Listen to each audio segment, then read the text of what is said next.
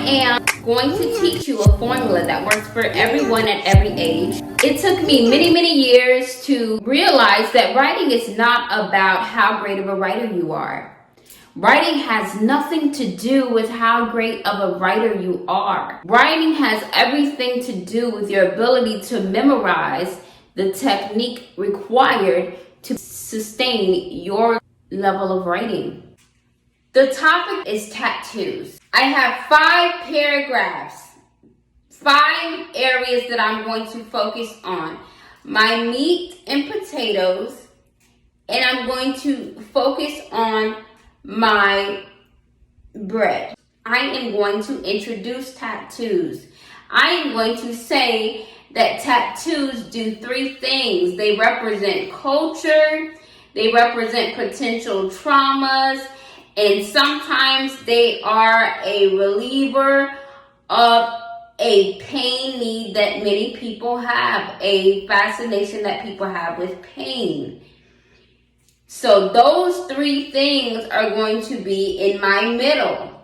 And in my first and in my last, I am going to list what is in my middle. So in my beginning, I am going to begin with a hook.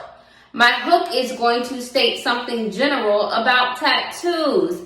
Many people share opposing views regarding tattoos.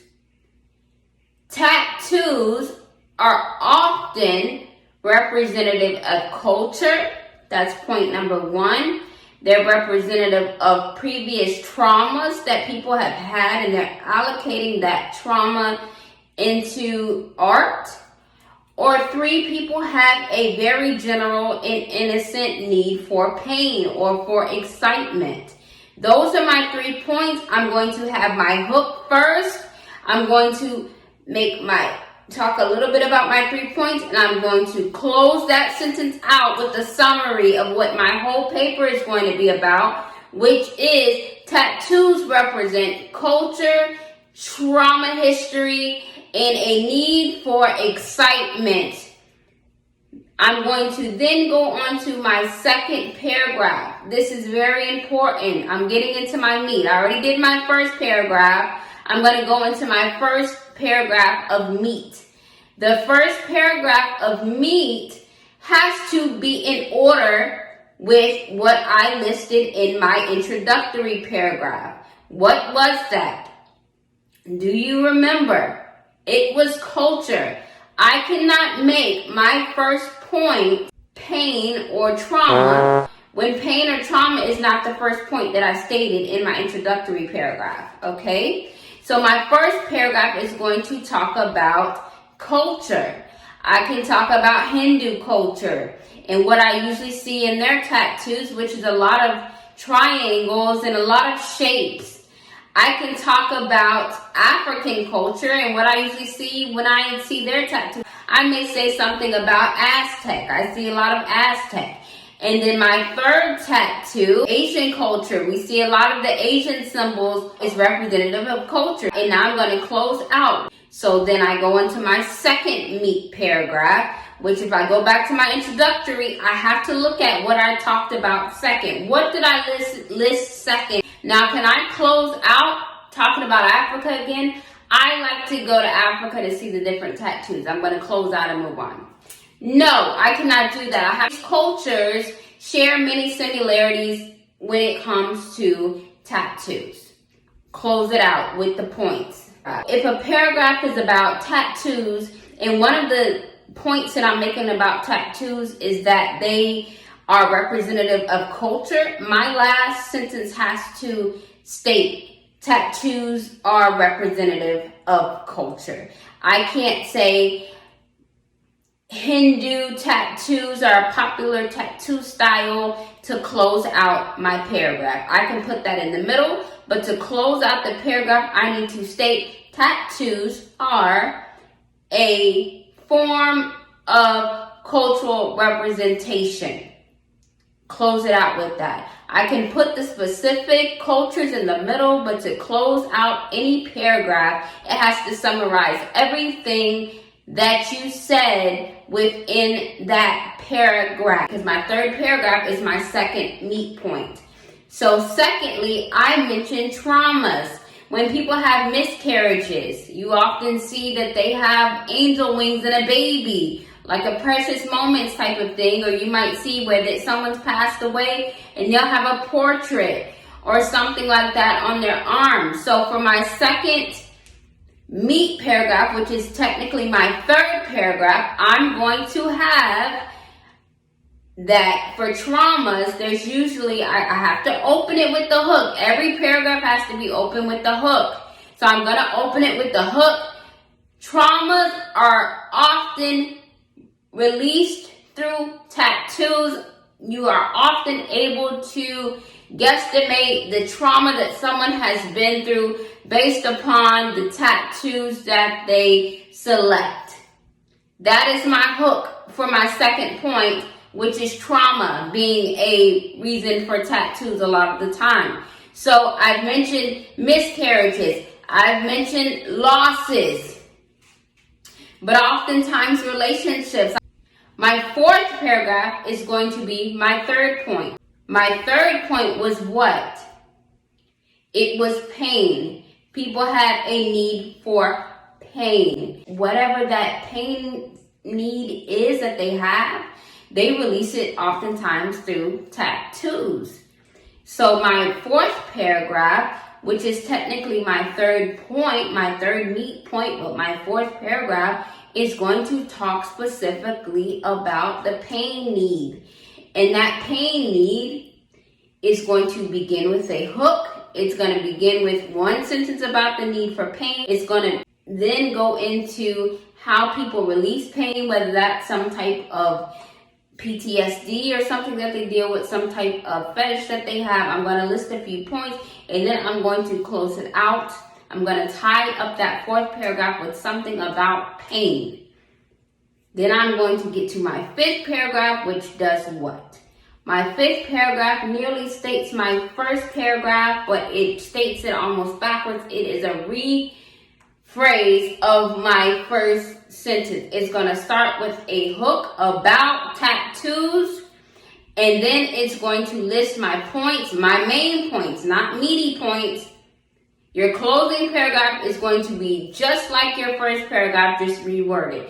It's not going to list my African, Hindu, or Asian, but it's going to list culture. It's going to list trauma, and it's going to list pain and fetishes in that last paragraph. And then at the end of my fifth paragraph, to close up my whole piece of writing, I am then going to restate everything from the first paragraph, so you can literally look at your first paragraph and go down the list and just put that in the list. Tattoos are often reflective of culture, trauma, and pain needs. Close it out. That's a 5 paragraph. And if you're not comfortable with writing, that's where you would start at. But here I'm going to give you this. If you have your 5 paragraphs there, right? And your instructor is asking you for 300 words or is asking you for 6 pages, you keep it exactly the same. It never leaves from that 5 steps, and that is why I have been so successful as a writer, because since I was probably in the first grade, I've been using the same formula. I've just always split it up. So if there's 5 paragraphs of my first sentence, it's going to start with a hook about tattoos, and then it's going to list my points, my main points, not meaty points. Your closing paragraph is going to be just like your first paragraph, just reworded. It's not going to list my African, Hindu, or Asian, but it's going to list culture. It's going to list trauma, and it's going to list pain and fetishes in that last paragraph. And then at the end of my 5th paragraph, to close up my whole piece of writing, I am then going to restate everything from the first paragraph, so you can literally look at your first paragraph and go down the list and just put that in the list. Tattoos are often reflective of culture, trauma, and pain needs. Close it out. That's a 5-paragraph. And if you're not comfortable with writing, that's where you would start at. But here I'm going to give you this. If you have your 5 paragraphs there, right? And your instructor is asking you for 300 words or is asking you for 6 pages, you keep it exactly the same. It never leaves from that 5 steps. And that is why I have been so successful as a writer, because since I was probably in the 1st grade, I've been using the same formula. I've just always split it up. So if there's 5 paragraphs and I have my 3 meat points, guess what I'm going to do with them? I'm going to split them into 2. I'm going to split them into 3. I'm going to split them into 4. However many paragraphs I must split my meat points into to make my word count. That is what I'm going to do. I am not going to go off topic, but what I will do, for example, the first meat point was African culture. Actually, it was Hindu. My first meat point was Hindu tattoo culture.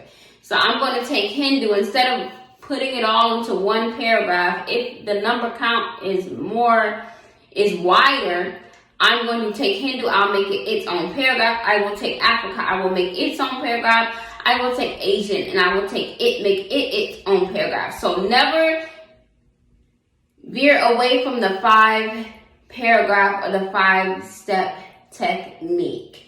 You always use that technique. Your opening, your 3 meat points, your closing. Always have a hook on every paragraph. Always close it with a list of what you talked about inside of the paragraph. And the last piece of advice, one of the most significant pieces of advice about writing that I have for you all, is never try to write from top to bottom. Anytime you look at a piece of writing and you try to write from top to bottom, you're going to experience writer's block at some point. So if you have to write numbers 1, 2, 3, 4, and 5 and write those down a list, and then when you make your list, you start here, you write your hook for number 1, you write your hook for number 3 if you have to, whatever you have in your head, you go down your 1, 2, 3, 4, 5, writing your hook, and you just go back and you fill back and you fill back and you fill back in until your writing starts to, your mind cranks up a little bit, kind of like you have to crank up a cold car, and then you can go back and you can write. Do not try to write from top to bottom. Do not try to start in a certain order. Do not try to fill in a whole paragraph at one time. You can move around if you have to. I wish you the very best. We offer writing for all ages. We have our formula. We have private one-to-one sessions available. We wish you the best. As I stated, this writing can be applied to grant writing, to resumes, to documents, to college essays, or just to families who are seeking to have their children begin at a very fresh start with their writing so that they're not taught a way that makes them depend on a book that they may or may not be receptive to. My name is Monique R. Mitchell, and I am done speaking.